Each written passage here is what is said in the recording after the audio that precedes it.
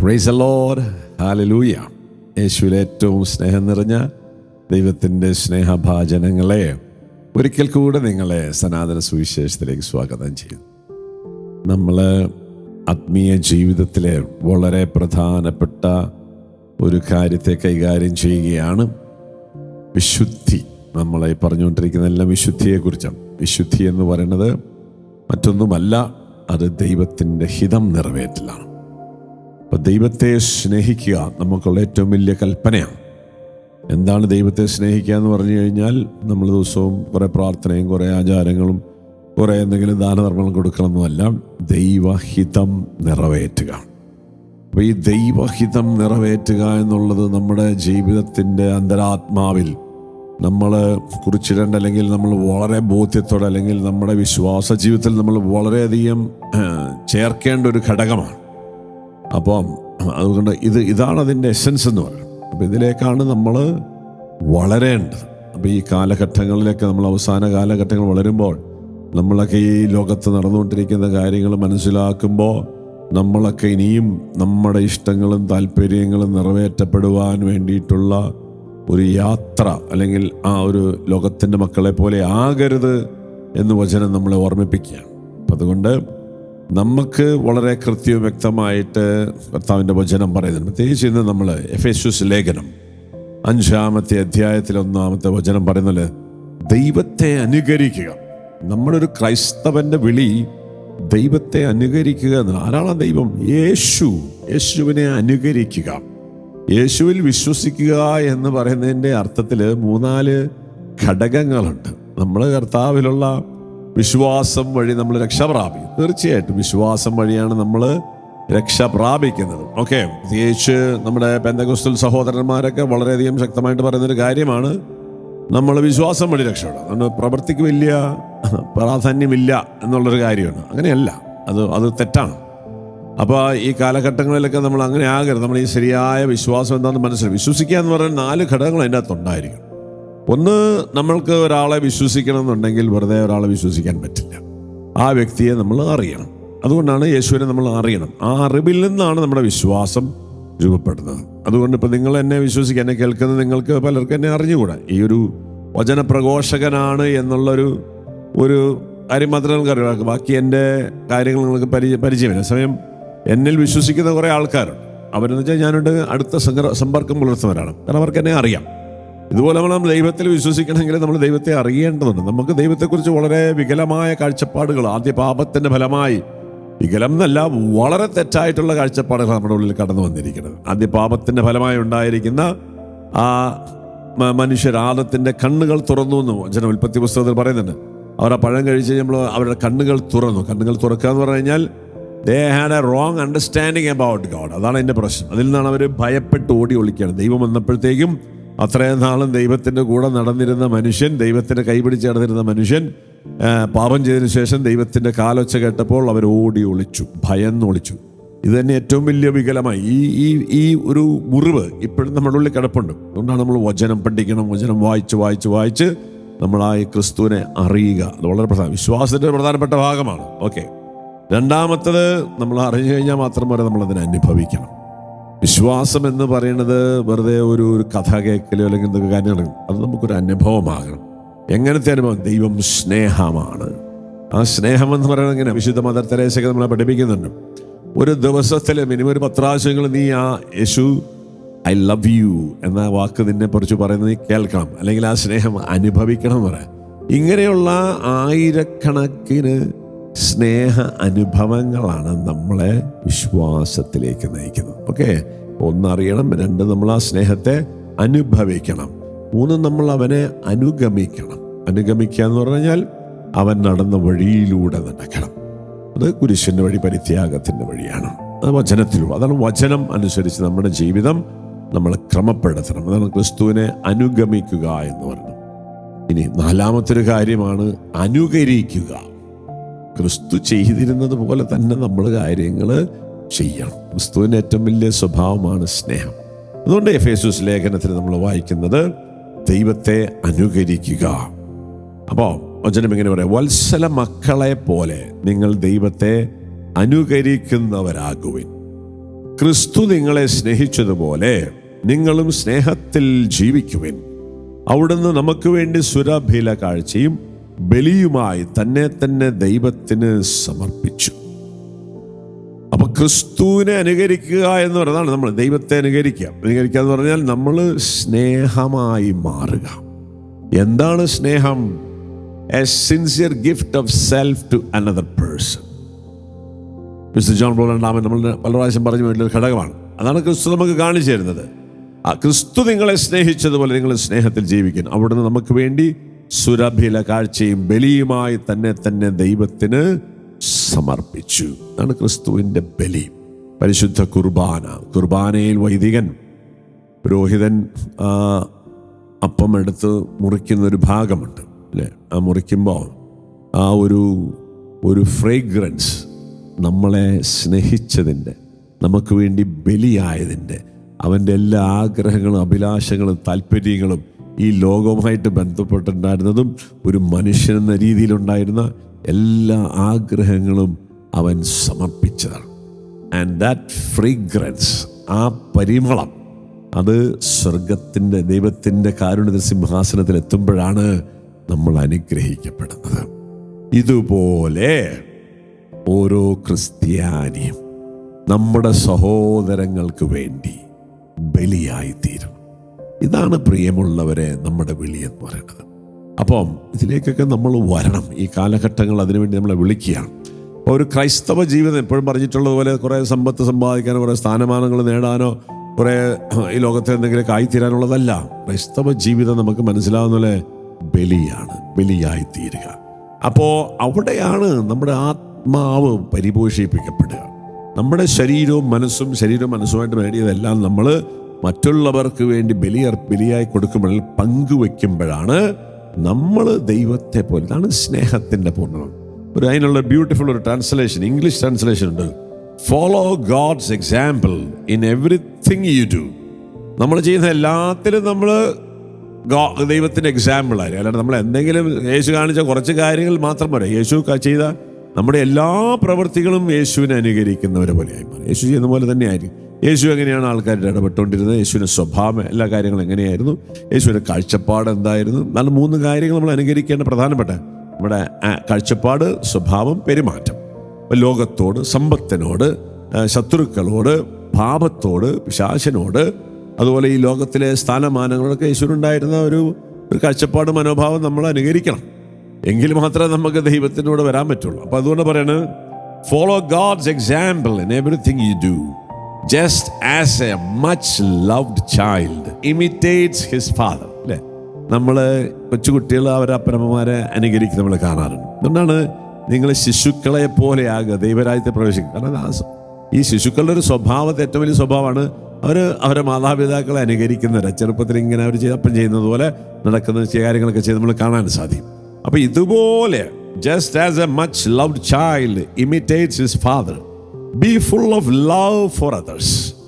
മറ്റുള്ളവരുടെ സ്നേഹം കൊണ്ട് നിറയണം. ജീവിതം മുഴുവൻ അവരന് വേണ്ടി സ്നേഹം കൊണ്ട് നിറയണം. Following the example of Christ who loved you and gave himself to God as a sacrifice to take away your sins. ക്രിസ്തു സ്നേഹിച്ചതുപോലെ. എങ്ങനെ സ്നേഹിച്ചത്? തന്നെ നമുക്ക് വേണ്ടി നമ്മുടെ പാപത്തിന് പരിഹാര ബലിയായി സമർപ്പിച്ചു. ഈ കാലഘട്ടങ്ങളിലൊക്കെ പ്രിയമുള്ളവരെ, സ്വർഗം നമ്മളിൽ നിന്ന് ആഗ്രഹിക്കുന്ന വലിയൊരു പ്രാർത്ഥനയാണ് നമ്മളുടെ വേദനകളും സഹനങ്ങളും കഷ്ടപ്പാടുകളും, പ്രത്യേകിച്ച് മറ്റുള്ളവരിൽ നമുക്ക് ലഭിക്കുന്ന പീഡനങ്ങൾ, വേദനകൾ, അപമാനങ്ങൾ, തിരസ്കരണങ്ങൾ, കുറ്റപ്പെടുത്തലുകൾ, വിമർശനങ്ങൾ, ഇതിനെല്ലാം നമ്മൾ ദൈവസന്നിധി, ദൈവകരങ്ങളിൽ സ്വീകരിക്കണം, സ്നേഹത്തോടെ സ്വീകരിക്കണം. എന്നിട്ട് ഇതിനെ നമ്മൾ ഒരു ബലിയായി അവരുടെ പാപത്തിന് പരിഹാരമർപ്പിക്കണം. ഈ ലോകത്തിന് പാപത്തിന് പരിഹാരമർപ്പിക്കാൻ വിളിക്കപ്പെട്ടവൻ്റെ പേരാണ് ക്രിസ്ത്യാനി. അത് ഒരു മതത്തിലുമില്ല. ഇവിടെയാണ് നമ്മുടെ ക്രിസ്ത്യാനിറ്റി എല്ലാ മതങ്ങളിൽ നിന്നും, എല്ലാ ജാതികളിൽ നമ്മൾ വ്യത്യസ്തരാകുന്നവിടെ. ഇതിൻ്റെ പേരാണ് പ്രിയമുള്ളവരെ സ്നേഹിക്കുക. ശത്രുവിനെ സ്നേഹിക്കുക എന്ന അർത്ഥം എന്താ? ശത്രു ചെയ്യുന്ന പാപത്തിന്, അവൻ നമുക്ക് ചെയ്യുന്ന ദ്രോഹത്തിന്, അവൻ്റെ ദ്രോഹങ്ങൾ നമ്മൾ സ്വീകരിച്ച് അതിനെ നമ്മൾ ദൈവത്തിന് പരിഹാരമായി നമ്മൾ സ്നേഹിച്ച് ദൈവത്തിന് സമർപ്പിക്കണം. വേദനകൾ, കഷ്ടപ്പാടുകൾ, നഷ്ടങ്ങൾ, ദുരിതങ്ങൾ, ഇത് നമ്മൾ ദൈവത്തിന് പരിഹാരം. ഇതാണ് നമ്മുടെ വിളി.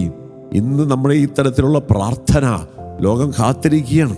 ലോകത്ത് വലിയ ദുരിതങ്ങൾ, കഷ്ടപ്പാടുകൾ, അബോർഷന് വിധിക്കപ്പെട്ട മക്കള്, കുടുംബജീവിതം തകർന്നുകൊണ്ടിരിക്കുന്ന കുടുംബങ്ങൾ, ഇതുപോലെ കുഞ്ഞുങ്ങൾ, പീഡിപ്പിക്കപ്പെടുന്ന കുഞ്ഞുങ്ങൾ, യുദ്ധങ്ങൾ, ഇതിനൊരു ശമനമാകാൻ നമ്മുടെ ഇത്തരത്തിലുള്ള പ്രാർത്ഥന. ലോകത്തിൽ വേറൊരു മതത്തിലുള്ള ഒരാൾക്കും പ്രാർത്ഥിച്ചു കഴിഞ്ഞാൽ ഈ പ്രശ്നങ്ങൾക്ക് പരിഹാരം കൊണ്ടുവരാൻ സാധിക്കത്തില്ല. The one mediator, the only mediator between God and man, ദൈവത്തിനും മനുഷ്യർക്കിടയിലെ ഏക മധ്യസ്ഥൻ, അവൻ്റെ മാധ്യസ്ഥത്തിൽ പങ്കുചേരാൻ വിളിക്കപ്പെട്ടിരിക്കുന്നവരാണ് നമ്മൾ. അത് വലിയൊരു പ്രിവിലേജാണ്. ഇതിലേക്ക് നമ്മൾ വളരാൻ സാധിക്കണം. എന്നാണ് വിശുദ്ധാത്മാക്കളെല്ലാം നമ്മളെ പഠിപ്പിക്കുന്നത്. All the saints, they lived this life. അപ്പം അതുകൊണ്ട് നമ്മൾ ഇതിലേക്ക് വളരണം. വിശുദ്ധി എന്ന് പറഞ്ഞാൽ അതിലേക്ക് നമ്മൾ വളരണം. അപ്പം ഇന്ന് ലോകം നമ്മളിന്ന് ഈ പ്രാർത്ഥന കാത്തു കിടക്കുകയാണ്. ദൈവം സ്വർഗം കാത്തിരിക്കുകയാണ്. എന്താ കാരണം? ഇത് നമുക്ക് മാത്രമേ ചെയ്യാൻ പറ്റുള്ളൂ. ഇത് ശുദ്ധീകരണ സ്ഥലത്തെ ആത്മാക്കൾ ചെയ്യാൻ പറ്റില്ല. യേശുവിനോട് സ്വർഗത്തിൽ വസിക്കുന്ന വിശുദ്ധാത്മാക്കൾ ചെയ്യാൻ പറ്റത്തില്ല. only the people in this world. അപ്പം നമ്മുടെ സഹനങ്ങളും വേദനകൾക്കൊക്കെ വലിയ അർത്ഥമുണ്ട്. ഈ സഹനങ്ങളെ നമ്മൾ ദൈവത്തിൻ്റെ കരങ്ങളിൽ നിന്ന് സ്വീകരിക്കണം. ഇതിനാണ് ദൈവഹിതം നിറവേറ്റുക. അപ്പം അതിനെ, സഹനങ്ങളെ നമ്മൾ ദൈവത്തിൻ്റെ ഹിതമാണെന്ന് മനസ്സിലാക്കി നമ്മൾ സ്വീകരിച്ച് അതിനെ നമ്മളൊരു ബലിയായി യേശുവിൻ്റെ കുരിശിനോട് ചേർത്ത് വെച്ച് പ്രാർത്ഥിക്കുമ്പോൾ ലോകം വിശുദ്ധീകരിക്കപ്പെടും. Okay, this is our call. ഇതാണ് ക്രിസ്ത്യാനിയുടെ വിളി. ഓക്കെ, ഈ വിളിയിലേക്ക് നമ്മൾ വരണം. എന്നിട്ട് പറയാണ്, and God was pleased for Christ love for you was like a sweet perfume to him. ഇത്തരത്തിലുള്ള പ്രാർത്ഥനകൾ ഹംഗറിയിലെ വിശുദ്ധ എലിസബത്ത് ഇങ്ങനെ പറയുന്നുണ്ട്: മരിച്ചവരെ ഉയർപ്പിക്കുന്നതിനേക്കാൾ ദൈവത്തിന് പ്രീതികരമായ പ്രാർത്ഥനയാണ് നമ്മളെ ദ്രോഹിക്കുന്നവരുടെ പാപങ്ങൾ ക്ഷമിച്ച് അവരുടെ പാപത്തിന് പരിഹാരമായി ദൈവത്തിന് അവർക്ക് വേണ്ടി പ്രാർത്ഥിക്കുക. അപ്പം നമ്മളൊക്കെ ഇന്ന് സുവിശേഷ പ്രഘോഷണം എന്നൊക്കെ പറഞ്ഞ് ഇങ്ങനെ പല വലിയ അത്ഭുതങ്ങളൊക്കെ നടക്കട്ടെ, നല്ല കാര്യമാണ്. പക്ഷെ അതൊന്നും അല്ല പ്രിയമുള്ളവരെ. അത്ഭുതങ്ങളൊക്കെ സ്വാഭാവികമായി നടക്കേണ്ട ഒരു ക്രിസ്ത്യാനിയുടെ ജീവിതത്തിൽ. പക്ഷേ നമ്മളിൽ നിന്ന് വരേണ്ട ഏറ്റവും വലിയ മഹാ അത്ഭുതം എന്താണ്? ഈ അത്ഭുതങ്ങളാണ് നമ്മൾ ലോകത്തിന് കാണിച്ചു കൊടുക്കുന്നത്. ഇതാണ് ആദിമ സഭയിലുണ്ടായിരുന്ന അത്ഭുതങ്ങൾ. തീപ്പന്തങ്ങളൊക്കെ ആയിട്ട് തെരുവീതികളിൽ വഴിവിളക്കായി കത്തിച്ചു വെച്ചിരുന്ന മനുഷ്യർ കീല് വെച്ച് കെട്ടി അവരെ പീഡിപ്പിച്ചുകൊണ്ടിരുന്ന കാലഘട്ടത്തിൽ അവരവിടെ കിടന്ന് ദൈവത്തിനെ സ്തുതിച്ച് പ്രാർത്ഥിക്കുക. ഇങ്ങനെ ചെയ്യുന്ന മനുഷ്യരെ അനുഗ്രഹിച്ച് പ്രാർത്ഥിക്കുകയാണ്. ഇങ്ങനെയാണ് സഭ വളർന്നത്. ഇങ്ങനെ മാത്രമേ അവസാന കാലഘട്ടങ്ങളിലെ സുവിശേഷം നടക്കുകയുള്ളൂ. അല്ലാതെ നമ്മൾ കാണിക്കുന്ന ചെപ്പടി വിദ്യ കൊണ്ടൊന്നും ലോകത്തിൽ ആരെയും സുവിശേഷം നടക്കത്തില്ല. ഇന്ന് അതിനെയൊക്കെ എടുത്ത് വളരെ നിശ്ചിതമായി വിമർശിച്ചുകൊണ്ട് ഇന്ന് ഒരു പരിധി വരെയൊക്കെ നമ്മൾ സുവിശേഷ പ്രഘോഷണത്തെല്ലാം എടുത്തിട്ട് അലക്കല്ലേ സോഷ്യൽ മീഡിയയിൽ. ഞാനൊന്ന് ചോദിക്കട്ടെ സഹോദരങ്ങളെ, നിന്നെ വേദനിപ്പിക്കുന്നത്, നിന്നെ പീഡിപ്പിക്കുന്നത്, നിന്നെ ദ്രോഹിക്കുന്നത്, നിന്നെ വിമർശിച്ചവൻ, നിന്നിൽ നിന്ന് പണം എടുത്തുകൊണ്ട് പോയവനോട് ക്ഷമിച്ച് അവനെ അനുഗ്രഹിച്ച് അവൻ ചെയ്ത തെറ്റിന് ദൈവസന്നിധിയിൽ ആ വേദനകൾ, ദുഃഖങ്ങൾ, നഷ്ടങ്ങൾ ദൈവത്തിൻ്റെ കരങ്ങളിൽ നിന്ന് സ്വീകരിച്ച് യേശുവിൻ്റെ കുരിശിനോട് അർപ്പിച്ചു വെച്ച് നീ ഒന്ന് പ്രാർത്ഥിച്ചേ, ഇതിനെ വിമർശിക്കാൻ ലോകത്തിൽ ആർക്ക് സാധിക്കും? ഇതിന് ഒരു കാര്യം മാത്രമേ ചെയ്യാൻ പറ്റുള്ളൂ. The world has to close down their eyes. ഇതിനെ കണ്ണടച്ചിരുട്ടാക്കാൻ മാത്രമേ പറ്റുള്ളൂ. അല്ല, നമ്മൾ ബാക്കി പരിപാടി നടത്താൻ ക്രിസ്ത്യാനി വിളിക്കപ്പെട്ടിരിക്കുക. നമ്മുടെ വിളി ഇതാണ്. ഈ വിളിയിലേക്ക് നമ്മൾ വരുമ്പോഴാണ് ലോകത്ത് സുവിശേഷവൽക്കരണം നടക്കുക. അല്ലാതെ നമ്മളെ കാണിക്കുന്ന പരിപാടി കൊണ്ടൊന്നും സുവിശേഷവൽക്കരണം നടക്കത്തില്ല. അതുകൊണ്ട് that is the only way. അപ്പം അതുകൊണ്ട് അതിൻ്റെ ഇടയിൽ അങ്ങനെ ചെയ്യുമ്പോൾ നമ്മുടെ ജീവിതത്തിൽ അത്ഭുതങ്ങൾ, അടയാളങ്ങൾ നടക്കും. ഇന്നിപ്പോൾ നമ്മൾ അത്ഭുതങ്ങൾ, അടയാളങ്ങളുടെ പുറകെ ഓടിക്കൊണ്ടിരിക്കുക. അത്ഭുതങ്ങൾ, അടയാളങ്ങളൊക്കെ കഴിഞ്ഞു. അതൊക്കെ ആൾക്കാർക്ക് മടുത്തു. കാരണം അതൊക്കെ അതിനകത്ത് കുറേ തട്ടിപ്പുണ്ട്. എല്ലാവരും അത്ഭുതപ്പെടുന്നുണ്ടോ? എല്ലാ രോഗികളും സുഖപ്പെടുന്നുണ്ടോ? എങ്കിൽ പിന്നെ നമുക്ക് ആ പരിപാടി കൊണ്ട് പോകാൻ വരും. 100 രോഗികൾ പ്രാർത്ഥിക്കാൻ വരുന്നു, 100 രോഗികൾ നമ്മുടെ ശുശ്രൂഷ ചെയ്യുമ്പോൾ സുഖപ്പെടുന്നുണ്ടെങ്കിൽ വെരി ഗുഡ്. അല്ല, 1-2 പേര് സുഖപ്പെടുന്നു, ബാക്കിയുള്ളവർ ആ രോഗത്തോടെ തന്നെ മരിച്ചു പോവുകയാണ്. Then we shouldn't focus on these kind of activities. അല്ലെങ്കിൽ ഇത്തരത്തിലുള്ള മിനിസ്ട്രി നമ്മൾ മാറ്റി വെക്കണം. നമ്മുടെ മിനിസ്ട്രി ഈസ് ഡിഫറെൻറ്റ്. അതുകൊണ്ട് ഇവിടെയാണ് നമ്മൾ ക്രിസ്തുവിനെ അനുകരിക്കുന്നവരാവുക. കുരിശിൽ അത്ഭുതങ്ങളൊന്നും കാണുന്നില്ല. കുരിശിൽ നല്ലൊരു പാഠം നമുക്ക് കാണിച്ചു തരണം. അപ്പം ഇത് തന്നെ നമ്മൾ, അപ്പം ഇവിടേക്കാണ് നമ്മൾ ഫോക്കസ്. അപ്പം ഇത്തരം ബലികൾ, ഇത്തരം പ്രാർത്ഥനകൾ, ഇതാണ് ഈ കാലഘട്ടത്തിൽ വേണ്ടത്. നമുക്കൊക്കെ ഇഷ്ടംപോലെ വേദനകളും സഹനങ്ങളും ദുരിതങ്ങളും കഷ്ടപ്പാടുകളുണ്ട്. ഇതിനൊക്കെ എന്തൊരു മൂല്യമാണെന്നറിയോ? ഇതൊന്നും നമ്മൾ വിചാരിക്കുന്നതിനേക്കാൾ വലിയ വലിയ ട്രഷേഴ്സാണിത്, നിധികളാണിത്. ഈ നിധികൾ നമ്മൾ നഷ്ടപ്പെടുത്തി കളയാണ്. യേശു ക്രിസ്തു തൻ്റെ പീഡാനുഭവ സമയമായപ്പോൾ ഒരടി അവൻ ഒഴിവാക്കിയില്ല, ഒരു കാർക്കിച്ച് തുപ്പൽ അവൻ ഒഴിവാക്കിയില്ല, അവൻ്റെ മുഖത്തടിച്ച താടിമീശ പഠിച്ചത് ഒഴിവാക്കിയില്ല. കാരണം അവനറിയാം ഇതുവഴി മാത്രമേ ലോകം രക്ഷപ്പെടുകയുള്ളൂ. ഈ സഹനങ്ങളും വേദനകളും ദൈവത്തിന് സമർപ്പിക്കണം. നമ്മുടെയും എൻ്റെയും നിൻ്റെയും പാപങ്ങൾ അവൻ ഏറ്റെടുത്തു. കൊല്ലാൻ കൊണ്ടുപോകുന്ന കോലാടിനെ പോലെയും രോമം കത്തിരിക്കുന്നവർ മുമ്പിൽ നിൽക്കുന്ന ചെമ്മരിയാടിനെ പോലെയും നിശബ്ദനായ അവനത് ഏറ്റെടുത്തു. ഇതിനൊക്കെയാണ് ആത്മീയ ശക്തി വേണ്ടത്. ഇതിനാണ് പരിശുദ്ധാത്മ അഭിഷേകം നമുക്ക് സ്വന്തമാകണം. നമ്മൾക്ക് പാടുന്നില്ലേ അന്ത്യകാല അഭിഷേകം. നമ്മൾ അന്ത്യകാല അഭിഷേകം എന്തിനാണ്? നമുക്കിനിയും കുറേ പരിപാടികളൊക്കെ കാണിച്ച് കുറേ മാജിക്കുകളൊക്കെ അല്ലെങ്കിൽ ഇങ്ങനത്തെ കുറേ എക്സ്റ്റേണൽ ആയിട്ടുള്ള കുറേ കാര്യങ്ങളൊക്കെ കാണിച്ച ആൾക്കാരെ ഇങ്ങനെ ത്രസിപ്പിക്കുക എന്നുള്ള ആ ത്രസിപ്പീരിൻ്റെയൊക്കെ കാലഘട്ടം കഴിഞ്ഞു. Now we have to come to the gospel. നമ്മൾ യഥാർത്ഥ സുവിശേഷത്തിലേക്ക് വന്നേ പറ്റൂ. ഇതിനു വേണ്ടിയാണ് ലോകം കാത്തിരിക്കുന്നത്. ഇത്തരത്തിലുള്ള പ്രാർത്ഥനയ്ക്ക് വേണ്ടി അനേകം കുടുംബങ്ങൾ, രാജ്യങ്ങൾ വേദനിക്കുന്നതിന്, ദുരിതമനുഭവിക്കുന്ന മക്കൾ കാത്തിരിക്കുകയാണ് നിന്റെ പ്രാർത്ഥന. എന്തിന്? നിന്റെ സഹനങ്ങളും വേദനകളും, നിന്നെ വേദനിപ്പിച്ച ദ്രോഹിച്ചവന്റെ പാപത്തിന് പരിഹാരമായി, ലോകത്തിൽ സംഭവിച്ചവന്റെ പാപത്തിന് പരിഹാരമായി, ലോകത്തിൽ നഷ്ടപ്പെട്ട ആത്മാക്കൾക്ക് രക്ഷയ്ക്ക് വേണ്ടി നീ അതിനെ സന്തോഷത്തോടെ സ്വീകരിച്ച് ദൈവത്തിന് കാഴ്ചവെച്ച് പ്രാർത്ഥിക്കാൻ ഈ ലോകം കാത്തിരിക്കുകയാണ്. നമുക്കതിലേക്ക് വരണം, അതിലേക്ക് നമ്മൾ കടന്നു വരണം. അതുകൊണ്ട് ഇത്തരത്തിൽ നമ്മൾ ക്രിസ്തുവിനെ അനുകരിക്കുന്നവരായി മാറണം. Praise the Lord, hallelujah. അതുകൊണ്ട് ഇതാണ് കാലഘട്ടത്തിൻ്റെ വിളി. പ്രത്യേകിച്ച് നമ്മളൊരു നോമ്പ് കാലത്തേക്ക് വരികയാണ്. അപ്പം ഇനിയും നമ്മൾ ഈ നോമ്പ് നോക്കുക എന്ന് പറയുമ്പോഴൊക്കെ നമ്മളിനി പറഞ്ഞ ഇറച്ചി മീൻ മാറ്റി വെച്ചിട്ടുള്ള പരിപാടിയൊക്കെ കുഴപ്പമില്ല, ദാറ്റ് ഈസ് ഗുഡ്. ഇപ്പോഴും നമുക്ക് അതിനോടൊക്കെ ഒരു ആസക്തി ഉള്ളവരാണല്ലോ. അപ്പം അതൊക്കെ ഒന്ന് മാറ്റി വെക്കാം. പക്ഷെ അവിടെ നിൽക്കരുത്. അതിൻ്റെ അപ്പുറത്തേക്ക് നമ്മുടെ ജീവിതത്തിൽ നമ്മൾ ചുറ്റുപാടുള്ള ആൾക്കാർ നമ്മൾ ലഭിക്കുന്ന പീഡനങ്ങൾ, വേദനകൾ, രോഗങ്ങൾ, കുരിശ് അല്ലെങ്കിൽ മറ്റു പലരും നമ്മൾ കുരിശ് നമ്മൾ ചാർത്തുന്നുണ്ട് അല്ലേ? നമ്മൾ ചെയ്യാത്ത കുറ്റത്തിന് നമ്മളെ പീഡിപ്പിക്കുക, ദ്രോഹിക്കുക, നമ്മളിന്ന് പഠിത്തം എടുത്തുകൊണ്ട് പോവുക, ഇതൊക്കെ നമ്മളെ വേദനിപ്പിക്കുന്ന ഘടകങ്ങളാണ്. ഇതിനെയെല്ലാം നമ്മൾ ദൈവത്തിൻ്റെ ഹിതമാണ്. ഞാൻ ഇന്ന് ഈ അനുഭവിക്കുന്ന വേദനകൾ, ദുഃഖങ്ങൾ, പ്രയാസങ്ങൾ, നഷ്ടങ്ങൾ അത് ദൈവത്തിൻ്റെ ഹിതമാണ് എന്ന് മനസ്സിലാക്കാൻ പറ്റണം. നമ്മുടെ ഒരു ആത്മീയതയുടെ ഒരു പ്രശ്നം എന്താണെന്ന് വെച്ച് കഴിഞ്ഞാൽ നമ്മളിതൊക്കെ സംഭവിക്കും, അയ്യോ എന്തോ ദൈവം അറിയാതെ എന്തൊക്കെയോ എൻ്റെ ജീവിതത്തിൽ സംഭവിച്ചു പോയി, ഉടനെ നമ്മൾ ഇതൊക്കെ അങ്ങോട്ട് പിടിക്കാൻ വേണ്ടി ദൈവത്തോട് പ്രാർത്ഥിക്കുക. അങ്ങനെയൊന്നുമല്ല. യേശു ക്രിസ്തു ജെറുസലേം ദേവാലയത്തിലേക്ക് കയറി വന്നപ്പോൾ അവിടെ കിടക്കുന്ന നാണയപ്പെരുപ്പക്കാർ നാണയങ്ങളൊക്കെ തട്ടി മാറ്റി, അവരുടെ മേശകളൊക്കെ വലിച്ച് ദൂരെ എറിഞ്ഞ് അവരാടുകളെയും പ്രാവിനെയൊക്കെ പറപ്പിച്ച് കളയാണ്. ഇങ്ങനെ ഒരു ദൈവമുണ്ട് കേട്ടോ. നമ്മുടെ ജീവിതത്തിൽ ഇങ്ങനെ ഒരു ദൈവമുണ്ട്. ദൈവത്തിന് ഇങ്ങനെ ഒരു സ്വഭാവമുണ്ട്. നമ്മുടെ മേശകളും നമ്മുടെ നാണയത്തുട്ടുകളും നമ്മുടെ സമ്പാദ്യങ്ങളൊക്കെ അവൻ പറപ്പിച്ച് കളയും. അപ്പോൾ ഇത് വരുമ്പോൾ നമ്മൾ വിചാരിക്കുകയാണ്, ഇത് ദൈവം അറിയാതെ സംഭവിക്കുന്നത്. അന്നത്തെ യഹൂദന്മാരങ്ങനെ, നിനക്കിതൊക്കെ ആരാ അധികാരം തന്നത്? ഇങ്ങനെയൊക്കെ ചെയ്യാൻ ആരാ അധികാരം തന്നത്? ഇതൊക്കെ ഞങ്ങൾ ദൈവത്തിൻ്റെ ആലയത്തിൽ നിൽക്കുകയല്ലേ. ഇപ്പോൾ ദൈവത്തിൻ്റെ ആലയം ഞങ്ങൾ ഈ കാണിച്ചുകൊണ്ടിരിക്കുന്ന കാര്യങ്ങളൊക്കെ തെറ്റാന്ന് പറയും, ഇങ്ങനെയൊക്കെ തട്ടിപ്പറയുക, നിനക്കാരാ അധികാരം തന്നെ ചോദിക്കാം. എൻ്റെ കർത്താവിൻ്റെ ഭവനം എല്ലാ ജനതകൾക്കും പ്രാർത്ഥനയുടെ ആലയമാകേണ്ടതാണ്. അവിടെ ഇത്തരം പരിപാടി നടക്കാൻ പറ്റത്തില്ല. അതുകൊണ്ട് പ്രിയമുള്ളവരെ, ദൈവത്തിൻ്റെ ഒരു സ്വഭാവമാണ് നമ്മുടെ ജീവിതത്തിൽ ഇതുപോലെ ചില കർത്താവ് അനുവദിക്കും. അപ്പം ഈ അനുവദിക്കുന്നതിനെ ദൈവഹിതം എന്ന് നമ്മൾ മനസ്സിലാക്കണം. നമ്മൾ സാമുവേലിൻ്റെ പുസ്തകത്തിൽ മനോഹരമായൊരു സംഭവം ദാവീദിൽ നമ്മൾ കാണുന്നുണ്ട്. 2 സാമുവേൽ 16. ഇവിടെയൊക്കെ മനസ്സിലാക്കാം ദാവീദിൻ്റെയൊക്കെ ഒരു ക്വാളിറ്റി നമ്മൾ മനസ്സിലാക്കാം. മനുഷ്യരൊക്കെ എത്രമാത്രം ആ ദൈവിക വിശുദ്ധിയിൽ, ചൈതന്യത്തിൽ ജീവിച്ചിരുന്ന് നമ്മൾ മനസ്സിലാക്കണം. ദാവീദിനെ കുറിച്ച് ഇങ്ങനെ 16-ാമത്തെ അധ്യായം 5 വചനം. ദാവീദ് രാജാവ് ബഹൂറിമിലെത്തിയപ്പോൾ സാവൂളിന്റെ ബന്ധുവായ ഗേരയുടെ മകൻ ശിമെയി ശാപം ചൊരിഞ്ഞുകൊണ്ട് പുറപ്പെട്ടു വന്നു. അവൻ ദാവീദിന്റെയും ദാസന്മാരുടെ നേരെ കല്ലെറിയാൻ തുടങ്ങി. അനുചരന്മാര്, അംഗരക്ഷകന്മാര് രാജാവിന് ഇടതും വലത്തും നിന്നു. ശിമെയി ശപിച്ചു പറഞ്ഞു, കൊലപാതകി, നീജ, കടന്നു പോകൂ. സാവൂളിന്റെ സ്ഥാനത്ത് വാഴുന്ന നീ അവന്റെ കുടുംബാംഗങ്ങളെ കൊന്നതിന് കർത്താവ് പ്രതികാരം ചെയ്തിരിക്കുന്നു. അബ്സലോം കൊട്ടാരത്തിന് പുറത്തിറക്കിയപ്പോൾ സംഭവമാണ്. അപ്പൊ ശിമെയി പറഞ്ഞിട്ട് ഇങ്ങനെ ശപിച്ചുകൊണ്ടിരിക്കുക, കൊലപാതകി, നീജ, കടന്നു പോകടാ, നീ സാവൂളിന്റെ കുടുംബത്തെ നശിപ്പിച്ചതിന് ദൈവം നിനക്ക് പ്രതികാരം ചെയ്ത ഇല്ലേ. എത്ര ക്രൂരമായ വിമർശനം, എത്ര ക്രൂരമായ ആരോപണങ്ങളാണ് പറയുന്നത്. അതും ഒരു രാജാവിനെതിരെ ഒരു പ്രജ വന്ന് പറയുകയാണ്.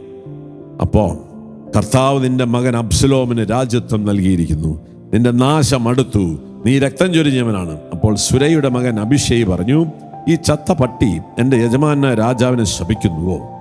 ഞാൻ അവൻ്റെ തല വെട്ടട്ടെ. ദാവീദിൻ്റെ കൂടെ കുറച്ച് അനുചരന്മാരുണ്ട്. അപ്പോൾ അവർക്കിത് കേട്ടിട്ട് അവർക്ക് ഉൾക്കൊള്ളാൻ പറ്റുന്നില്ല. ഈ ചത്ത പട്ടി ഇവനെ വർത്താനത്തിന് ഇവനെ തല വെട്ടട്ടെ എന്ന് ചോദിക്കാം. അപ്പം തന്നെ വെട്ടിക്കളയെന്ന് പറയണം. പറയാം. എന്നാൽ രാജാവ് പറഞ്ഞു, സെരൂയ പുത്രന്മാരെ, നിങ്ങൾക്ക് എന്ത് കാര്യം? നമ്മൾ ഇതിനകത്തുനിന്ന് ഇടപെടേണ്ട കാര്യമില്ല. എന്നിട്ട് പറയാം, ദാവീദിനെ ശപിക്കുക എന്ന് കർത്താവ് കൽപ്പിച്ചിട്ടാണ് അവനത് ചെയ്യുന്നതെങ്കിൽ അരുതെന്ന് പറയുവാൻ ആർക്ക് കഴിയും? ദാവീദ് അബീശേയോടും തന്റെ ദാസന്മാരോടും പറഞ്ഞു, ഇതാ എൻ്റെ മകൻ തന്നെ എന്നെ കൊല്ലാൻ ശ്രമിക്കുന്നു. ഈ ബെഞ്ചമിൻ വംശം ഇനി എങ്ങനെ ചെയ്യുന്നതിൽ പിന്നെ എന്ത് അത്ഭുതം? അവനെ വെറുതെ വിട്ടേക്ക്, അവൻ ശപിക്കട്ടെ. കർത്താവ് കൽപ്പിച്ചത് കൊണ്ടത്രേ അവൻ ശപിക്കുന്നത്. ഈ വാക്കാണ് അതിൻ്റെ ഭാഗം. നമ്മുടെ ജീവിതത്തിലെ ഒത്തിരി ക്രിറ്റിസിസം ഒക്കെ നമ്മുടെയൊക്കെ ലോക ജീവിതത്തിലുണ്ട്. ഇതൊക്കെ നിധികളാണ്. ഇതൊക്കെയാണ് ആത്മീയ ജീവിതത്തിൻ്റെ എസെൻസ്. ഓക്കെ, നമ്മൾ ഈ കാണിച്ചു കൂട്ടുന്ന കോലാഹലങ്ങളൊന്നും അല്ല പ്രിയമുള്ളവരെ ആത്മീയ ജീവിതം എന്ന് പറഞ്ഞാൽ. അപ്പം അതിൻ്റെ അകത്ത് ഈ പുറമേ നിന്ന് നമുക്ക് കിട്ടുന്ന ഇത്തരത്തിലുള്ള അതിക്രൂരമായ വിമർശനങ്ങൾ, കുറ്റാരോപണങ്ങൾ, അവഹേളനങ്ങൾ, പരിഹാസങ്ങൾ, ശാപങ്ങൾ, ഇതൊക്കെ കിട്ടുമ്പോൾ നമ്മളിതിനെല്ലാം ഉരുളക്കുപ്പേരി പോലെ വെച്ച് കൊടുത്തുകൊണ്ടിരിക്കുകയാണ്. എന്നിട്ട് നമ്മൾ മറുവശത്ത് ഭയങ്കര പ്രാർത്ഥനയും കാര്യങ്ങളായിട്ട് എടുക്കുക. ഇതൊന്നും നമുക്ക് സ്വീകരിക്കാൻ പറ്റുന്നില്ല, ഇതൊന്നും നമുക്ക് ഉൾക്കൊള്ളാൻ പറ്റുന്നില്ല. ഹൃദയം തകർന്ന് തരിപ്പണമായി കരഞ്ഞ് വിലപിച്ച് കുറേ പേര് കിടന്ന് കരയും, കുറേ പേര് ഇതിന് ഉരുളക്കുപ്പേരി വേണ്ടി തിരിച്ചു കൊടുത്തുകൊണ്ടിരിക്കാം. ഇത് രണ്ടുമല്ല നമ്മൾ ചെയ്യേണ്ടത്. ഇത് ദൈവഹിതമാണ്. ഞാൻ ഇങ്ങനെ ഇത് കേൾക്കേണ്ടത് ആവശ്യമാണ്. യേശുവിനെ ഗെത്സമേൻ തോട്ടത്തിൽ പിടിക്കാൻ വന്നപ്പം ഈ 40 ഭടന്മാർ ഒരു ബറ്റാലിയൻ വരികയാണ്. അവർ വരുമ്പോൾ തന്നെ പത്രോസ് വാളെടുത്ത് വെട്ടാൻ പോവാണ്. പത്രോസ് വാളുറയിലിട്ടേക്ക്. ഇത് ദൈവം അനുവദിച്ചതാണ് മോനെ പത്രോസെ, നമ്മളിതിനെ എതിർക്കേണ്ട കാര്യമില്ല. ഇത് നമുക്ക് ലോകരക്ഷയ്ക്കുള്ള വഴിയാണ്, മാനകുലത്തിന് വിമോചനത്തിനുള്ള വഴിയാണ്. അവസാന കാലഘട്ടങ്ങളിൽ we have a wonderful role in this world. The church has to imitate his groom. നമ്മുടെ മണവാളനെ നമ്മൾ അനുകരിക്കേണ്ട, മണവാളനെ അനുകരിക്കേണ്ട ഏറ്റവും ശ്രേഷ്ഠമായ സമയത്തിലേക്ക് വരിക. നമ്മൾ എവിടെയാണ്? നമ്മൾ മറ്റ് സഭക്കാർ പറയുന്ന പോലെ നമ്മളെല്ലാം ഉടനെ വാനമേഘങ്ങളിലേക്ക് എടുക്കപ്പെടുകയല്ല. This is a golden moment in our life.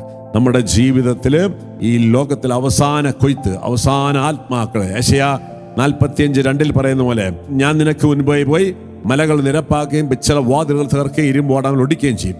നിന്നെ പേര് ചൊല്ലി വിളിച്ചിരിക്കും. ഇസ്രായേലിന്റെ കർത്താവായ ദൈവം ഞാനാണെന്ന് അറിയുന്നതിനും അന്ധകാരത്തിലെ നിധികളും രഹസ്യധനശേഖരം ഞാൻ തരും. ഇന്ന് സാത്താൻ പിടിച്ചു വച്ചിരിക്കുന്ന അന്ധകാരത്തിലെ നിധികൾ അതാരാണ്? ആത്മാക്കളാണ്. സാത്താൻ ബന്ധന ആത്മാക്കളെ നമ്മൾ വിമോചിപ്പിക്കാൻ ഒരു വഴിയേ ഉള്ളൂ. വിശുദ്ധ കൊച്ചറീസ്യ പറയുന്നത് പോലെ, സഹനമാണ് ആത്മാക്കളുടെ അമ്മ. സഹനം കൂടാതെ ആത്മരക്ഷയില്ല. അതുകൊണ്ടാണ് നമ്മുടെ യേശു ക്രിസ്തു ഇത്രയും പാടുപീടുകൾ സഹിച്ചതിന് വേണ്ടി, അല്ലാതെ വേറെ എന്തെങ്കിലും വഴി. ഇന്ന് നമ്മൾ കാണിക്കുന്ന ഇന്നത്തെ സുവിശേഷ പ്രഘോഷണം ഈ സഹനങ്ങൾ മാറ്റി വെച്ചിട്ട്, കുരിശ് മാറ്റി വെച്ചിട്ട് എല്ലാ പരിപാടിയും കാണിക്കുന്ന ആ പ്രഘോഷണമല്ല. സഹനത്തിലൂടെയാണ് ആത്മാക്കളുടെ രക്ഷയുള്ളൂ. Church teaching is so wonderful and powerful. അപ്പോൾ നമ്മൾ ഈ എസൻസിലേക്ക് നമ്മൾ വരണം. അപ്പം ഇന്ന് നമ്മൾ അനുഭവിക്കുന്ന ഈ വേദനകൾ, ദാവീദ് പറഞ്ഞ വാക്കുകൾ, പ്രിയ സഹോദരങ്ങളെ, നിന്റെ ജീവിതത്തിൽ അത്ഭുതങ്ങൾ നടക്കും. Do you want to experience the resurrection power? നീ ആയിരിക്കുന്ന ദുരിതം, കഷ്ടപ്പാടുകൾ, വേദനകൾ, ഇതിന് കിടക്കാനുള്ള വഴി എന്താ? അതിനെ സ്വീകരിക്കണം. എങ്ങനെ സ്വീകരിക്കണം? നീ പ്രാർത്ഥിക്കുന്ന ദൈവം അനുവദിച്ചതാടാ അത് നിനക്ക്. അതുകൊണ്ട് അത് ദൈവം അനുവദിച്ചത് മനസ്സിലാക്കുക. അത് God has allowed it in your life. അതിന് ദൈവത്തിന്റെ ഹിതമാണത് നീ ഇങ്ങനെ അനുഭവിക്കണമെന്നുള്ളത്. Is it? Yes. അപ്പോൾ അതിനെ നമ്മൾ സ്വീകരിക്കണം. ദാവീദ് പറയണത്, ദാവീദ് പറയാണ്, കർത്താവ് കൽപ്പിച്ചത് കൊണ്ടത്രേ അവൻ ശപിക്കുന്നത്. അപ്പോൾ ഈ സഹനങ്ങൾ, വേദനകളെ നമ്മൾ ദൈവഹിതമായിട്ട് നമ്മൾ സ്വീകരിക്കണം. രോഗമായിക്കൊള്ളട്ടെ, സാമ്പത്തിക ഞെരുക്കമായിക്കൊള്ളട്ടെ, കുടുംബത്തിലെ പട്ടിണിയായിരിക്കട്ടെ, ദാരിദ്ര്യമായിക്കോട്ടെ, കുടുംബത്തിലെ മറ്റു പ്രശ്നങ്ങളായിക്കോട്ടെ, എന്തുമായിക്കൊള്ളട്ടെ, ഇതിനെ നമ്മൾ ദൈവഹിതമാണ്. God has allowed it in your life. എന്ത് ചെയ്യണം? സ്വീകരിക്കണം. എന്തിനു വേണ്ടി? ഇത് ചെയ്തവന്റെ പരിഹാരത്തിന് വേണ്ടി, അവന്റെ പാപ പരിഹാരത്തിന്. ക്രിസ്ത്യാനി, നിനക്ക് മാത്രം ഇന്ന് ആകാശത്തിന് കീഴിൽ, ഭൂമിയുടെ മുകളിൽ ഇന്ന് ലോകം അനുഭവിക്കുന്ന ദുരിതങ്ങൾക്ക് പരിഹാരം കൊടുക്കാൻ ഈ ലോക രാഷ്ട്രങ്ങൾക്കൊന്നും സാധ്യമല്ല. ഈ ലോകത്തെ ഒരു ടെക്നോളജിക്ക് സാധ്യമല്ല. ഈ ലോകത്തിലെ സയൻസിന് സാധ്യമല്ല. ഈ ലോകത്തിലെ ഒരു എന്താ പറയാ, ഒരു പ്രിൻസിപ്പിൾസിന് സാധ്യമല്ല. Only Christians can do this. You are the salt of the earth. നീയാണത് ചെയ്യേണ്ടത്. ആ ഭൂമിയുടെ ഉപ്പായി മാറേണ്ടവരാണ് നീ. അപ്പോ അതിന്റെ വഴി ഇതാണ്. നമ്മുടെ ജീവിതത്തിലെ സഹനങ്ങളെ, വേദനകളെ ദൈവകരങ്ങളിൽ നിന്ന് സ്വീകരിക്കണം. ദാവീദ് പറയാണ്, കർത്താവ് കൽപ്പിച്ചത് കൊണ്ടാണ് അവൻ ശപിക്കുന്നത്. കർത്താവ് എന്റെ കഷ്ടത കണ്ട് അവന്റെ ശാപത്തിന് പകരം എന്നെ അനുഗ്രഹിച്ചേക്കാം. ദാവീദിന് ഉറപ്പില്ല, ഈ കഷ്ടത എല്ലാം കണ്ട് ദൈവം എന്നെ അനുഗ്രഹിക്കും. പിന്നീട് നമ്മൾ കാണുന്നുണ്ട് ദാവീദിനെ കർത്താവ് അനുഗ്രഹിച്ചു, സമൃദ്ധമായിട്ട് അനുഗ്രഹിച്ചു. എന്നാൽ ഇന്ന് നമുക്കൊരു ഉറപ്പുണ്ട്. എന്താണ്? യേശു ക്രിസ്തുവിന്റെ കുരിശിന്റെ ബലി. തിയോളജിയൻ കാൾ റാണർ ഇങ്ങനെ പറയുന്നുണ്ട്, യേശു കുരിശിനെ ഉദ്ധാനത്തിനുള്ള വഴിയായി തിരഞ്ഞെടുത്തു. നമ്മുടെ വിശ്വാസം എന്ന് പറയുന്നത്, നമ്മൾ പറയുന്ന പോലെ പ്രിയ സഹോദരങ്ങളെ, പെന്തക്കോസ്റ്റൽ സഭക്കാർ പറയുന്ന സാധനമല്ല നമ്മുടെ വിശ്വാസം. ഓക്കെ, വിശ്വാസം വഴി കൃപയാൽ നീ രക്ഷപ്പെടും. എന്താണ് വിശ്വാസം? ജീവൻ, കാൾ റാണർ നമ്മളെ പഠിപ്പിക്കുകയാണ്, ജീവൻ പങ്കുവെക്കുന്ന പീഠാനുഭവമാണ് ഉദ്ധാന രഹസ്യത്തിലേക്ക് നമ്മെ നയിക്കുന്നത്. അല്ലാതെ ഉദ്ധാനം, റാപ്ചർ എന്ന് പറയുന്ന സാധനം, യേശുക്രിസ്തു വാനമേഖല വെറുതെ ഇവിടെ ഇരിക്കുന്നില്ല, കൈകൊട്ടി പാടിക്കൊണ്ടിരിക്കുന്നില്ല, മേളിലോട്ട് പോകല്ല. നമ്മൾ മേളിലേക്ക് പോകാനുള്ള വഴി യേശു പോയ പോലെ തന്നെയാണ് നമ്മൾ മേളിലേക്ക് പോവുക. ഓക്കെ, എങ്ങനെയാണ്? ജീവൻ പങ്കുവെക്കുന്ന പീഠാനുഭവമാണ് ഉദ്ധാന രഹസ്യത്തിലേക്ക് നമ്മളെ നയിക്കുന്നത്. അപ്പം കുരിശിനെ നമ്മൾ ആലിംഗനം ചെയ്യണം, കുരിശിനെ നമ്മൾ സ്വീകരിക്കണം. ദൈവഹിതമാണ്. ഈ വേദനകൾ, ദുരിതങ്ങൾ, കഷ്ടപ്പാടുകൾ, പ്രത്യേകിച്ച് ഈ നാളുകളിൽ നമ്മളെ നിശിതമായിട്ട് വിമർശിക്കും, നമ്മളെ കല്ലെറിയും, നമ്മളെ അവഹേളിക്കും, നമ്മളെ പീഡിപ്പിക്കും, ഏതെങ്കിലും രീതിയിലൊക്കെ പീഡിപ്പിക്കും. ഇത് ദൈവഹിതമാണ് എന്ന് മനസ്സിലാക്കുക സഭ. Okay, don't get irritated, don't be disappointed. It is A privilege. വിശുദ്ധ കൊച്ചുത്രേസ്യൊക്കെ പറയുന്നത് എങ്ങനെയാണ്? ഈ അന്ത്യകാല പീഡന കാലഘട്ടത്തിൽ എനിക്ക് ജീവിക്കാൻ സാധിച്ചിരുന്നെങ്കിൽ, അതിന് മുമ്പേ മരിച്ചുപോയി അവള്. അപ്പോ അതൊരു പ്രിവിലേജ് ആയിട്ടാണ് ഈ വിശുദ്ധന്മാരൊക്കെ കണക്കാക്കുന്നത്. അങ്ങനെ അവസാന കാലഘട്ടങ്ങളിലെ പീഡനങ്ങളിൽ ആ സഭ, യേശുവിൻ്റെ സഭ അനുഭവിക്കുന്ന പീഡനങ്ങളിൽ പങ്കുപറ്റാൻ സാധിച്ചിരുന്നെങ്കിൽ, ഇങ്ങനെയൊക്കെയാണ് ഇവർ പ്രാർത്ഥിക്കണം. നമ്മൾ അത്രയും പ്രാർത്ഥിക്കണമെന്ന് ഞാൻ പറയുന്നില്ല, പക്ഷെ ഉള്ള പീഡനങ്ങളെ സ്വീകരിക്കാനായിട്ട് നമ്മൾ തയ്യാറാണ്. അത് ദൈവകരങ്ങളിൽ നിന്ന് സ്വീകരിക്കണം. അപ്പോ ജീവൻ പങ്കുവെക്കുന്ന പീഠാനുഭവമാണ് ഉദ്ധാന രഹസ്യത്തിലേക്ക് നമ്മളെ നയിക്കുന്നത്. ഈ സത്യത്തെ നമ്മുടെ വിശ്വാസ രഹസ്യത്തിൽ നമ്മൾ ബോധപൂർവം ഉൾപ്പെടുത്തണം. ഓക്കെ, നമ്മുടെ വിശ്വാസ രഹസ്യത്തിനത് രോഗശാന്തിയുണ്ട്, ആത്മരക്ഷയുണ്ട്, യേശുവിനെ കുരിശു വഴി നമുക്ക് രക്ഷ പ്രാപിച്ചിരിക്കുന്നതൊക്കെ നമ്മൾ വിശ്വസിക്കുന്ന സത്യങ്ങളാണ്. പക്ഷേ അതിൻ്റെ മർമ്മം എന്ന് പറയുന്നത് എന്താണ്? ഈ ഉദ്ധാനത്തിലേക്കുള്ള വഴിയെന്ന് പറയുന്നത് കുരിശ് അവഗണിച്ചിട്ടല്ല. അതിനെ നമ്മൾ സ്വീകരിക്കണം. ജീവൻ പങ്കുവെക്കുന്ന പീഠാനുഭവം അപരന് വേണ്ടി, ലോകത്തിന് വേണ്ടി, ലോകം കഴിയുന്ന പാപത്തിന് പരിഹാരമായി നമ്മുടെ ജീവിതങ്ങളെ ഒരു ബലിയായി സമർപ്പിക്കണം. നമ്മളെ മറ്റുള്ള സ്നേഹിക്കുന്നവർക്ക് വേണ്ടി നമ്മൾ സ്നേഹിക്കണം. നമ്മുടെ ജീവിതം, നമ്മുടെ കുടുംബത്തിലൊക്കെ നമ്മൾ ചെയ്തുകൊണ്ടിരിക്കണം. മാതാപിതാക്കൾ മക്കൾക്ക് വേണ്ടി ബലിയായി തീർന്നുകൊണ്ടിരിക്കുന്നവരാണ്. പക്ഷെ ഒരു ക്രൈസ്തവൻ അവിടെ നിൽക്കേണ്ടവനല്ല. അവൻ ലോകത്തിൻ്റെ പാപങ്ങൾ ഏറ്റെടുത്ത് നമുക്കെതിരെ ചെയ്യുന്ന പാപങ്ങൾക്ക് പരിഹാരം ചെയ്ത് ലോകത്തെ ഈശോയുടെ കുരിശോട് ചേർത്ത് വെച്ച് നമ്മൾ പരിഹാര ബലിയായി അർപ്പിക്കണം. ഈ സ്നേഹത്തിലേക്ക്, ഇതാണ് ശത്രുവിനെ സ്നേഹിക്കുക. ലോകത്തിലെ ഏത് മതത്തിലുണ്ട്, ഏത് ദൈവം കാണിച്ചു തന്നിട്ടുണ്ട്? Only Christ and only Christian can do it. അതുകൊണ്ട് നമ്മൾ ഈ ലോകത്തിലെ മറ്റു മതങ്ങളിലേക്ക് കാര്യങ്ങൾ നോക്കി നിന്നിട്ട് കാര്യമില്ല സഹോദരനെ. ഒരെന്നതിലൊക്കെ പറഞ്ഞോട്ടെ, അതിനകത്തൊന്നും ഒരു കാര്യവുമില്ല. ഈ അവസാന കാലഘട്ടത്തിൽ അവൻ കർത്താവ് വനമേഘങ്ങളിൽ വരുമ്പോൾ രാമനും കൃഷ്ണനും അള്ളാഹുവും ഗണപതിയും ബുദ്ധനൊന്നും വരത്തില്ല. Only Jesus will come, is the one and only true God. ഇത് എപ്പോഴും ഓർമ്മിപ്പിക്കുക. അപ്പോൾ അതുകൊണ്ട് it is high time for us to educate, teach the world. ഈ ലോകത്തിലെ എല്ലാ മക്കളും പഠിപ്പിക്കണം, ഈ സത്യം പഠിപ്പിക്കണം. അല്ലാതെ നമ്മൾ വെറുതെ കഥ പറഞ്ഞിട്ട് കാര്യമില്ല. ഇതിലേക്ക് വരാൻ വേണ്ടിയിട്ടാണ് നമുക്ക് പരിശുദ്ധാത്മാഭിഷേകം. ഇതിനാണ് നമ്മൾ അന്ത്യകാല അഭിഷേകം. അന്ത്യകാല അഭിഷേകത്തിന് നമ്മുടെ സഭ വലുതാക്കണം, ആൾക്കാരെ എണ്ണം കൂട്ടണം. എണ്ണമൊന്നും അധികമൊന്നും ഉണ്ടാവില്ല, എണ്ണമൊക്കെ വളരെ കുറച്ചേ ഉണ്ടാവും. കാരണം ഇങ്ങനത്തെ ഒരു ജീവിതം നയിക്കാനൊന്നും അധികം പേരൊന്നും തയ്യാറാവില്ല. അപ്പം അതുകൊണ്ട് ചെറിയ അജഗണമേ ഭയപ്പെടണ്ട, നിനക്ക് രാജ്യം നൽകാൻ എൻ്റെ സ്വർഗീയ പിതാവ് തയ്യാറായിരിക്കുന്നു. ഓക്കെ, ആ ചെറിയ അജഗണത്തിലേക്ക് നമ്മൾ കയറി വരണം.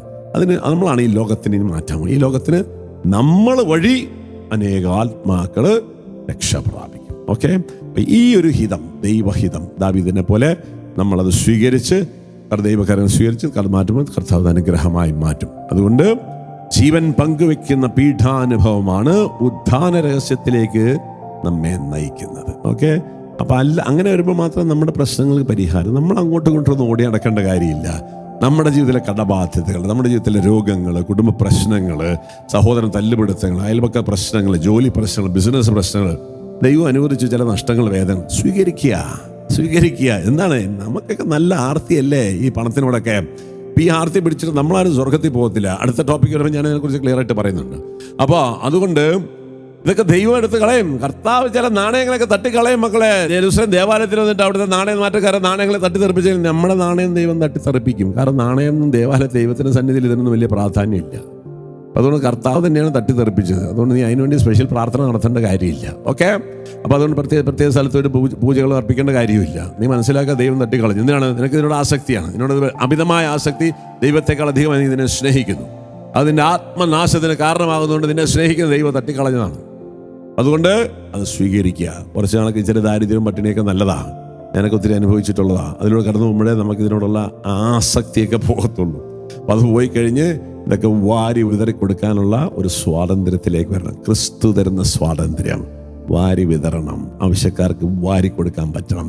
അങ്ങനെ നമ്മൾ ദൈവത്തിൻ്റെ മക്കളായി മാറും. കർത്താവ് അനുഗ്രഹിക്കട്ടെ. അപ്പോൾ നമുക്ക് ഈ ദൈവഹിതം എന്ന വലിയ സത്യത്തിലേക്ക് ആഴങ്ങളിലേക്ക് ഇറങ്ങണം. അപ്പോൾ ഈ കാലഘട്ടം, ഈ നോയമ്പ് കാലഘട്ടം ഈ രീതിയിൽ നമ്മൾ യൂട്ടിലൈസ് ചെയ്യുക. And you will experience the birth of Christ. നമ്മുടെ ജീവിതത്തിൽ ആ ക്രിസ്മസിന് ഈ ദിവസങ്ങളിൽ ഇത്തരത്തിലൊരു നോയമ്പ് നമുക്ക് നോക്കാം. നമ്മൾ വേദനിപ്പിച്ച് എല്ലാവർക്കും വേണ്ടി പ്രാർത്ഥിക്കുക. ഓക്കെ, അങ്ങനെ നമുക്കൊരു പുൽക്കൂട് നമ്മൾ ഉണ്ടാകും. നൈർമല്യത്തിൻ്റെ, നമ്മുടെ അഹങ്കാരവും സ്വാർത്ഥമൊക്കെ മാറ്റിവെച്ച് നമ്മൾ മറ്റുള്ളവർക്ക് വേണ്ടി പ്രാർത്ഥിക്കുന്ന നിഷ്കളങ്കതയുടെ, എളിമയുടെ, സ്നേഹത്തിൻ്റെ ഒരു പുൽക്കൂട് ഉണ്ടാക്കട്ടെ. അവിടെ ക്രിസ്തു ജനിച്ചിരിക്കും. There you will experience the risen power of Christ. കർത്താവിൻ്റെ ഉത്ഥാനത്തിന്റെ ശക്തി നമ്മളിൽ തെളിയും. അതുകൊണ്ട് നമുക്ക് വിശ്വാസത്തോടെ പ്രാർത്ഥിക്കാം. കർത്താവ് നിങ്ങളെ അനുഗ്രഹിക്കട്ടെ. ആമേൻ.